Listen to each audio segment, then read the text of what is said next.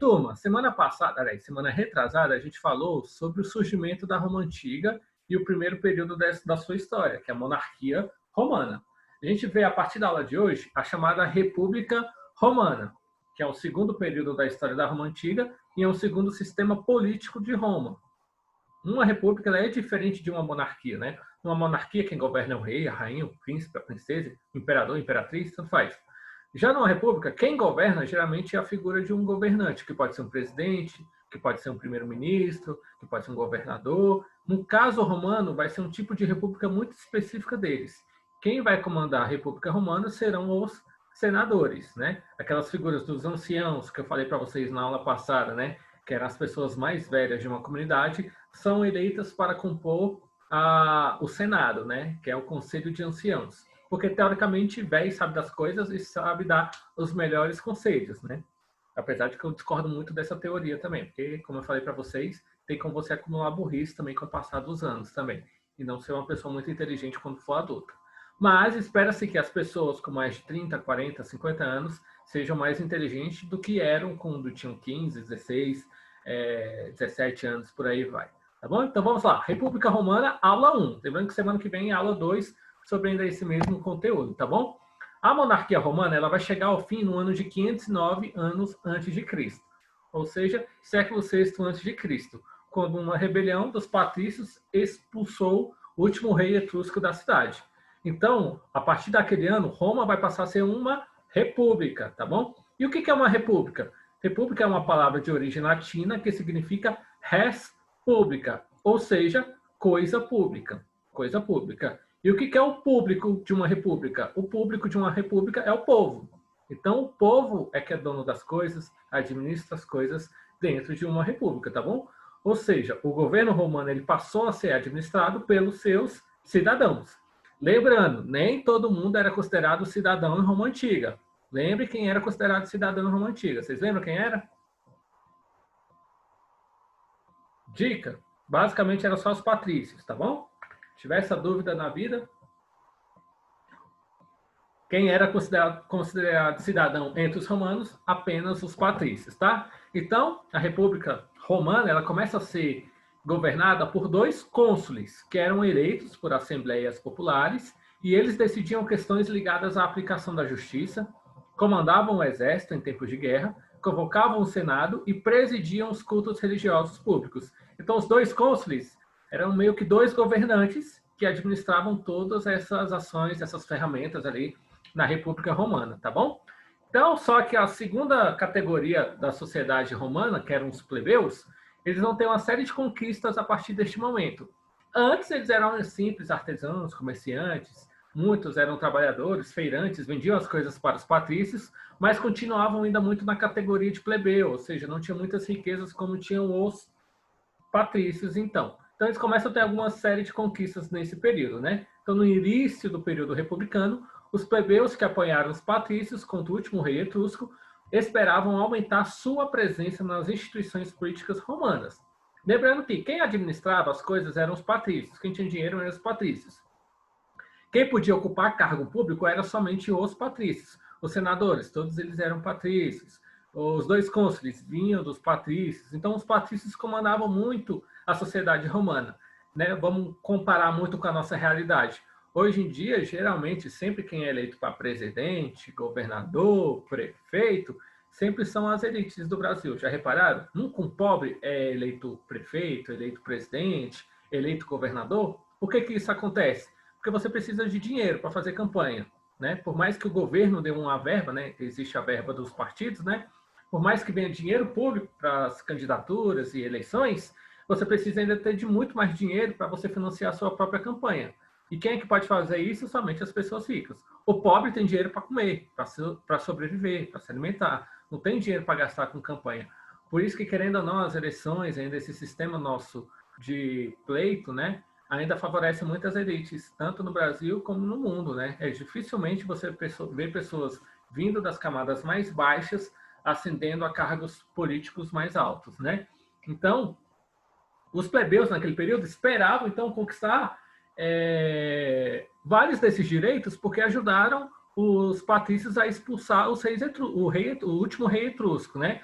Só que não isso que vai acontecer, né? Os patrícios eles vão ampliar o seu controle sobre o Estado, restringindo a participação política da plebe, né? Que era naquela época, né, constituía a maior parte da sociedade. Então, a maior parte da sociedade romana era composta pelos plebeus. Como no Brasil, a maior parte da população brasileira é composta pelas camadas mais baixas, dos mais pobres, então, tá bom? Diante disso, então, em protesto, os plebeus eles vão se retirar de Roma e ameaçar fundar uma nova cidade, porque queriam conquistar mais direitos, né? Então, as tensões geradas do embate entre os dois grupos levaram os patrícios a ceder e tomar uma série de medidas que ampliaram progressivamente os direitos dos plebeus. Então, os plebeus eles vão começar a fazer uma série de revoltas para quererem mais direitos, mais conquistas, né? E os patrícios vão conceder, então, um pouco desses direitos. Que direitos foram esses? Vamos por partes, tá bom?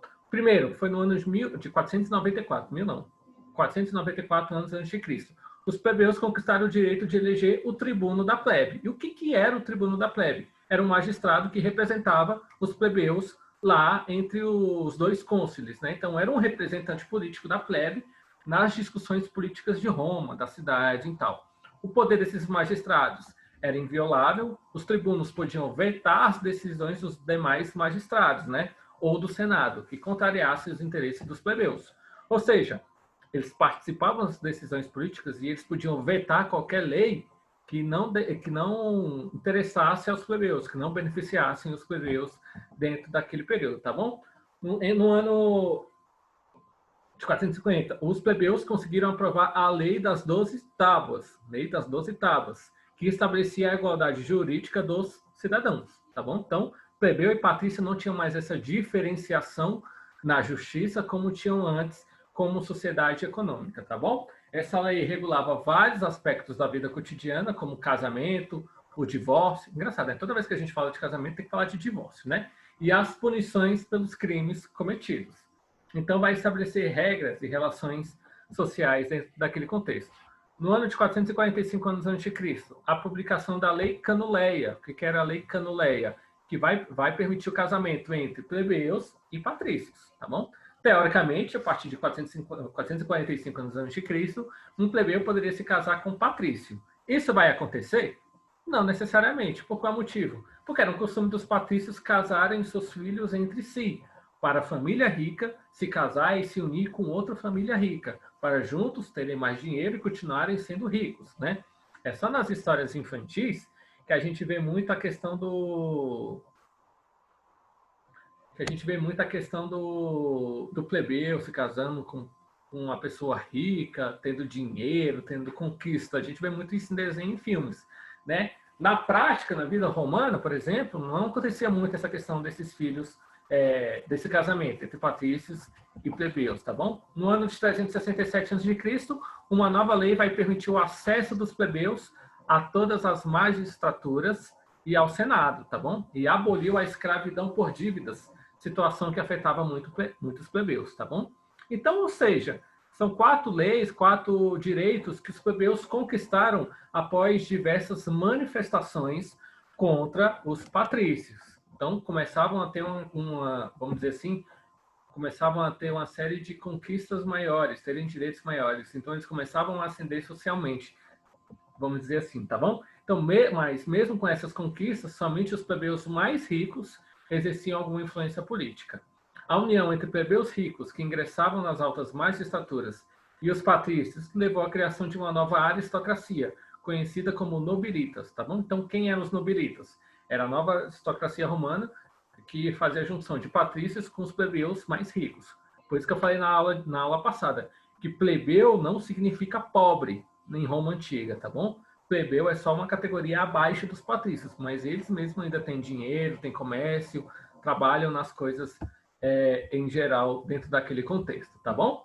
Então aqui a gente tem, só para ilustrar mais ou menos, como é que era o visual, o aspecto visual da sociedade romana, né? Os patrícios, como é que era a roupa dos patrícios? Era uma roupa mais pomposa, mais bonita, assim, mais chique, né? Os homens usavam meio que uma túnica branca, sempre para representar esse poder, uma coloração que desse uma figura de poder para eles. As mulheres com vestidos longos, né? Com esse negócio aqui sobre os ombros, que eu não sei o nome, mas as meninas sabem, eu não sei. Então, era uma roupa assim mais chique, vamos dizer assim, mais ornamental, né? Os plebeus, a gente já pode ver uma certa diferença, né? Os plebeus têm umas vestes mais humildes, né? Mais gastas, assim, com as cores mais menos chamativas como eram as roupas dos patrícios em questão. Bom, e existiam soldados com suas armaduras romanas bem características, né, que a gente conhece muito bem, e tudo mais, com suas sandalinhas de romano também, e os escravos, que aqui está até de calça, mas muitos escravos não tinham nem vestes, nem nada, como em várias sociedades. E eu achei interessante essa figura aqui, porque a gente pode ver que escravo, né, esse escravo aqui está na coloração branca, né, que a gente às vezes, quando fala escravidão, só acha que só os negros africanos aqui foram escravizados, né, e só teve um modelo de trabalho compulsório com os africanos, que pelo contrário, o trabalho escravo africano foi um dos últimos trabalhos escravos que surgiram no contexto histórico mundial. A Grécia Antiga já tinha escravos, Roma Antiga já tinha escravos, entre a Mesopotâmia, os fenícios, os egípcios, né? Lembrando que os hebreus, por muito tempo, eram escravos dos egípcios. Então, é só para a gente desconstruir na nossa mente que escravidão é só ligado à população africana. Pelo contrário, nós temos contextos de escravidão em outras sociedades, em outras esferas culturais. Beleza? Até aqui tudo bem? Estão entendendo direitinho? Sim. Sim. Se perderem no meio do caminho aí, fala, professor, rapidinho, não entendi tal coisa direitinho, tem como explicar de novo? Do mesmo jeito que em sala de aula, vocês podem fazer aqui, tá bom? Vamos seguir então. A partir do momento que nós temos, então, os plebeus conquistando vários direitos, começa a chamada expansão romana. E aqui é um ponto importante, porque a partir do momento que nós vamos ter a expansão romana, a gente já vai estar preparando o surgimento do Império Romano, mas ainda não é o Império Romano. É só uma república romana conquistando vários territórios, tá bom? Os romanos, então, iniciaram o processo de expansão do seu território no período republicano. Em 5 séculos, Roma dominou toda a Península Itálica. Ou seja, galera, quando a gente fala de Roma Antiga, a gente não está falando de Itália como um todo, tá? Como um país. Toda a aula sobre Roma Antiga, a gente está falando de uma cidade, a capital da Itália. A gente não tem esse sentido de unidade política que nós temos hoje, em 2020. Quando a gente fala Roma, a gente já liga logo a Itália, porque Roma é a capital da Itália, então a gente já lembra do país inteiro. Naquela época, não. As cidades elas eram muito independentes entre si. Os povoados eram muito independentes entre si. A gente vai estudar agora no finalzinho do ano, mês que vem, novembro, o início da Idade Média. E o que era a Idade Média? Eram vários castelos, vários feudos, onde cada um desses feudos, uma pessoa diferente habitava, que mandava nesses lugares. Então, Roma Antiga era mais ou menos o mesmo aspecto. A cidade de Roma, ela não era conectada politicamente com as sociedades vizinhas que formavam um país. Esse conceito de país, de estado, de nação, é só no século XIV que vai surgir. Naquela época, eu cuidava muito do meu território e só. Então, eu sou um habitante do Céu Azul, então eu vou cuidar só do Céu Azul. Eu não estou conectado ao município de Valparaíso de Goiás. Não, eu só cuido do Céu Azul e tudo mais. Quem é da Itapá, cuida só da Itapá, não cuida do Valparaíso como um todo. Não tem esse sentido de pertencimento a uma territorialidade, vamos dizer assim, tá bom? Então, a partir em 5 séculos, aliás, que é a partir do século V, VI a.C., Roma começa a dominar toda a Península Itálica e grande parte do continente europeu, e estendeu seus limites até o norte do continente africano e os territórios que hoje a gente chama de Oriente Médio, tá bom? Ao conquistar novas terras, os romanos organizaram então mais áreas, garantiram, aliás, mais áreas para a agricultura e para a criação de animais, que era a base da alimentação daquele período. Entre as primeiras civilizações, Mesopotâmia, Egito Antigo, fenícios, persas, e também entre os gregos e os romanos, é a base da alimentação, a agricultura. Eles também pegaram esses territórios para a exploração de riquezas minerais e novas fontes de alimentos e muitos mais escravos, tá bom? Roma Antiga, né, diferente da Grécia Antiga, que utilizava mão de obra escrava, mas não tanta, Roma Antiga é a nossa primeira grande civilização que vai fazer a utilização em larga escala de escravos. Então, não existia trabalhadores quase braçais na Roma Antiga. Existiam os escravos que faziam essas funções dentro daqueles territórios, tá bom?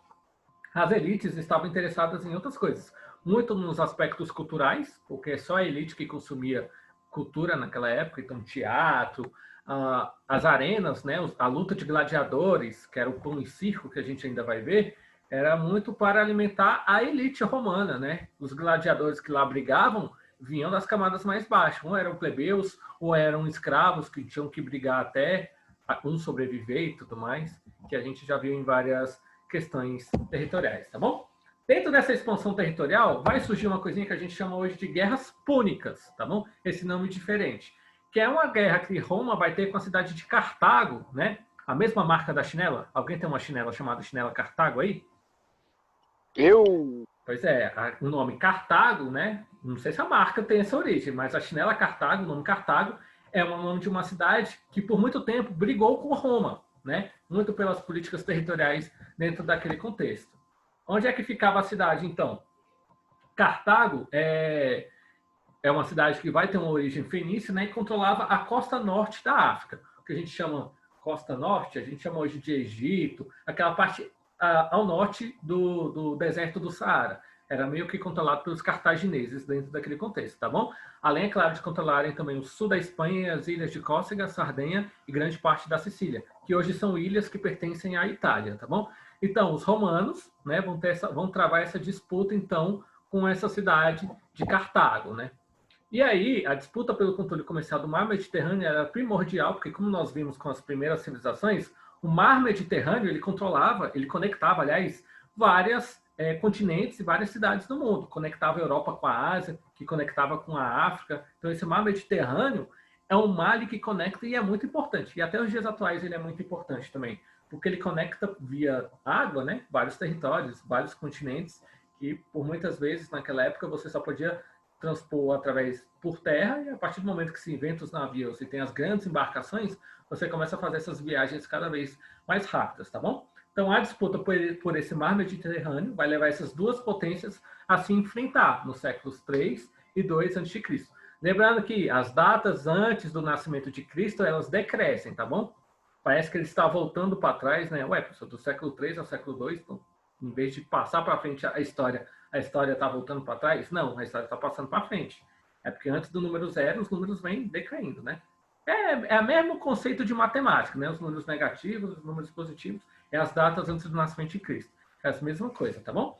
Então, Roma Antiga e Cartago vão se enfrentar em 3 guerras violentas, conhecidas como as Guerras Púnicas, tá bom? Ao final da Terceira Guerra, no ano de 146 a.C., Cartago e seus domínios tornaram-se províncias romanas. A gente já vai ter um mapa que vou explicar melhor para vocês isso, tá bom?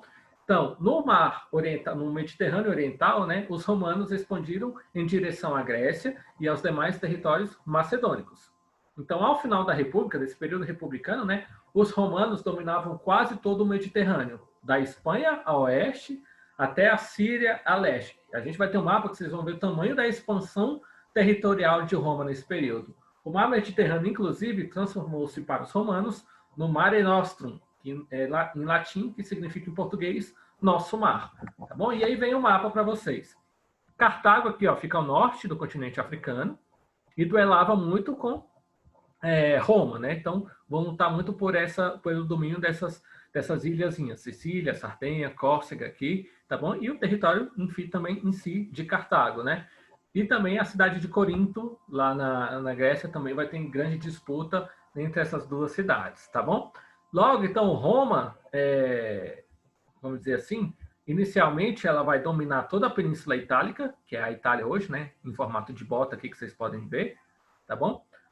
Depois de terem conquistado todo o território italiano, eles vão conquistar vários outros territórios pelo mundo. Então, tudo aqui que está de verde e laranjado acabou se tornando domínio, influência romana, tá bom? Muitas vezes como domínio mesmo político direto, né? Tinha um governante romano controlando essas cidades. Outras vezes eles se conectavam politicamente, né? Para discutir relações comerciais, acordos comerciais entre si. Então vocês podem ver como a República Romana expandiu muito os seus domínios dentro desse contexto histórico, tá bom? E o mar Mediterrâneo ele está aqui, ó, conectando 3 continentes: a Europa, a África e a Ásia. Então, por isso que o mar Mediterrâneo, quem controlasse o mar Mediterrâneo, tinha uma muita importância, porque ia controlar várias rotas comerciais em diversos continentes. Belezinha? Então, e a Alexandria está bem aqui, só para a gente destacar ela. A Alexandria está aqui no canto abaixo, aqui também no norte do Egito. Tá? Então, tudo isso era Roma antiga naquele período. Quando chegar o Império Romano, eles vão crescer ainda um pouquinho mais, até começarem os povos indo-europeus a invadir o território romano, tá bom? Resultado dessas conquistas: os soldados romanos saqueavam e levavam para Roma ouro, prata, cabeças de gado, obras artísticas e outros bens de valor dos territórios conquistados. Um governador nomeado por Roma administrava as novas províncias e estabelecia a cobrança de impostos da população dominada, né? As guerras de conquista representavam a principal fonte de escravos, né? Como eu falei para vocês. Essa expansão política eles vão aproveitar para captar muitos escravos e levarem para Roma, né? E com a expansão territorial, muitos plebeus acumularam grandes fortunas, como fornecedores de armas, alimentos e vestimentas para o exército, com o comércio marítimo, com a cobrança de impostos e com a venda de escravos. Então, a população romana, em geral, lucrava muito com essa expansão política e territorial que começava a ser preendido dentro daquele contexto, tá bom? Esses plebeus ingressaram na ordem equestre ou na ordem dos cavaleiros e passaram a integrar o grupo social dominante em Roma, encabeçado pela nobreza, com destaque para a ordem senatorial. Então, os plebeus eles conquistam diversos direitos, ficam ricos dentro desse contexto, e são os plebeus que vão causar uma série de crise social e ética que a gente vai ver na próxima aula dentro da Roma Antiga, tá bom? E aí a gente vai ter também diversas mudanças culturais na Roma Antiga. Por quê? Porque eles vão conquistar e vão trazer um pouco da influência cultural desses lugares para Roma, né? Então, a conquista territorial trouxe grandes mudanças na cultura de Roma e dos povos dominados. Nos territórios ocupados ocorreu um processo de romanização. O que isso quer dizer? A população assimilou muitas características do modo de vida dos romanos, como o uso do latim e o gosto pelo teatro, e as cidades foram moldadas, vamos dizer assim, né, de acordo com características dos centros urbanos romanos, recebendo aquedutos, pontes, anfiteatros, né? Os romanos também se apropriaram de práticas e costumes dos povos conquistados, como principalmente os gregos e os macedônicos, né? A chamada cultura helenística, né? Por isso que eu falo para vocês que os romanos vão absorver muito da cultura grega para si, para formar a cultura greco-romana. E a cultura grega vai exercer grande influência nesses valores, a religião e as artes romanas. Esse processo, então, é chamado de helenização de Roma. Então, mudanças culturais. Começa a ter em várias cidades anfiteatros, em várias cidades, não somente em Roma. Por isso que hoje em dia a gente vê muitos castelos e anfiteatros e coliseus romanos espalhados por outros territórios da Europa, porque era um costume da época. Um costume que, quando chegar à Idade Média, vai aumentar e multiplicar cada vez mais. Então, aquedutos. Vocês já viram um aqueduto desse aqui no Brasil? Essa aqui, que é aqui embaixo, tá bom? Esse aqueduto. Vocês já viram algo parecido aqui no Brasil?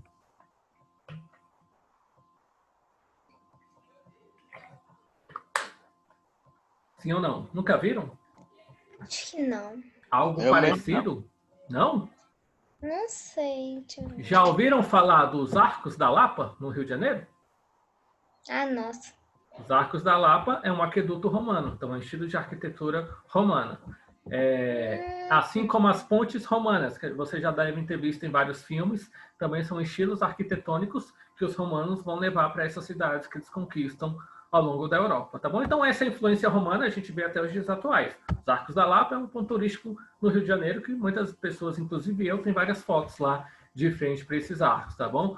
Os coliseus e anfiteatros são construções que até hoje são bastante utilizadas. Na UNB, várias das salas de aula da UNB são anfiteatros, tá bom? Que são lugares, uma sala de aula para caber 150, 200 alunos, como eu tinha lá, tá bom?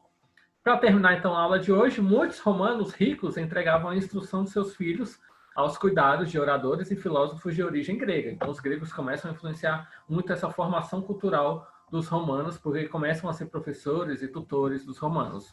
Do mundo grego também chegavam obras de arte, móveis e adornos, tomados como botiquim de guerra ou como pagamento de tributos, né? E para fechar, né? Grandes obras de arte grega, como a escultura de Esculápio, que é o deus da medicina, chegaram até nós por meio das cópias feitas pelos romanos. É para a gente ver que a arte grega ela tem uma influência sobre nós, muitas vezes é graças aos romanos, que absorveram a prática cultural dos gregos, moldaram, fizeram cópias e chegaram até nós construções romanas falando sobre a cultura grega como o deus Esculápio, o deus da medicina. Não sei se vocês conheciam, tá bom? Mas esse é Esculápio, o deus, uma escultura que representa o deus da medicina, tá bom? Tem até a serpente aqui, ó, que representa a ciência, para quem não sabe. Por isso que vários símbolos de vários cursos sempre tem uma cobra, sempre tem uma serpente. Porque a serpente representa a ciência e tudo mais. Belezinha? Turma, muito obrigado pela atenção na aula de hoje. Lembrando que hoje foi a aula 1 sobre a República Romana. Semana que vem nós temos a aula 2